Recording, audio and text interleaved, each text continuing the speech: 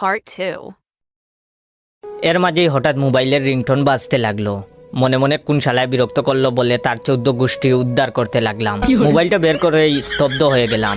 আমার একমাত্র প্রেমিকা অনু নাম্বার দেখেই বুকটা সেট করে উঠলো। এই বুঝি থাপ্পড় খেলাম। সেই থাপ্পড় কি আর ভুলা যায়?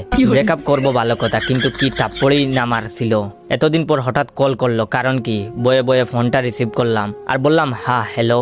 সে বলল, হারামজাদা কই রে তুই? থাপ্পড়ের কথা মনে নাই নাকি ভুলে গেছস? আমি বললাম হ্যাঁ মনে আছে তো, কি থাপ্পড়টাই না মারছিলা? আচ্ছা এই তুমি কি মানুষ না অমানুষ বলো তো?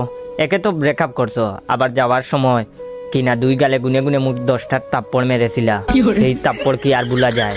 এখনো আমি মাঝে মধ্যে সেই থাপ্পড় স্বপ্নে দেখি আর গাল হাতাই। সে বললো, ওই রাখ তোর আজাইরা পেশাল, তুই কই আসস এখন? আমি বললাম কেন?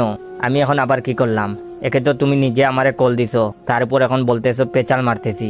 সে বলল, ওই তুই তোর ছোট ভাইরে কি শিখাইয়া দিছস?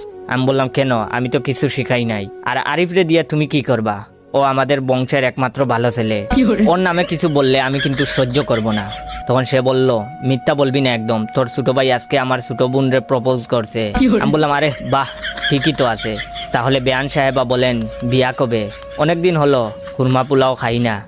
সে বললো, এই চুপ, তাবড়াইয়া তোর কান দিয়া গরম দুমা বাইর করমু, ফাইজলামি করস আমার লগে।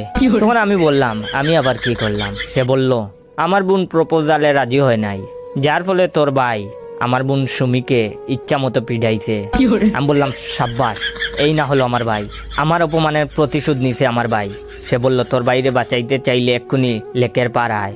আমার বুঝতে আর বাকি রইল না, কাহিনী জটিল। তাড়াতাড়ি ফোনটা কেটে দিয়ে লেকের দিকে দৌড় দিলাম। আগে বাইকে বাঁচিয়ে নিয়ে আসি, পরেরটা পরে চিন্তা করা যাবে। লেক বেশি দূর না, তাকায় 20 মিনিটের বেশি সময় লাগলো না। দেখি ছোট ভাইকে অনু হাত দিয়ে ধরে রেখেছে। সুমির দিকে তাকিয়ে দেখি তার নাকের মাথা লাল হয়ে গেছে। তখন অনু আমাকে দেখে বলল, তোর ভাইয়ের বিচার কর, তা না হলে কি করব? বলেই আরিফকে আমার দিকে এগিয়ে দিল। অনুর হাত থেকে ছাড়া পেয়ে আরিফ বিদ্যুৎ গতিতে দৌড়ে গিয়ে সুমিকে গুমুর গুমুর করে কিল শুরু করলো। এমন পরিস্থিতিতে আমি আর অনু দুজনেই হতবাক হয়ে গেলাম। আরিফের হাত মনে হয় এতক্ষণে মারার জন্য চুলকাইতেছে। আমি দৌড়ে গিয়ে আরিফকে টেনে ধরলাম, কিন্তু ও ছাড়তেছে না। অনু ধরল সুমিকে, কিন্তু কিছুতেই ছাড়াতে পারছে না। এত টানাটানিতে বাঁধলো আরেক বিপত্তি। আরিফ সুমির চুল ধরে আছে, অপরদিকে অনু তার বোনকে টানছে। সুমির চুল ছেঁড়ার উপক্রম প্রায়। উপায়স্ত না পেয়ে আমি আরিফের হাত ছেড়ে দিলাম, তা না হলে যদি চুল ছিঁড়ে নিয়ে আসে। আরিফ ছাড়া পেয়ে দুম দুম করে কয়েকটা করে কিল দিয়েই দৌড়াতে লাগলো।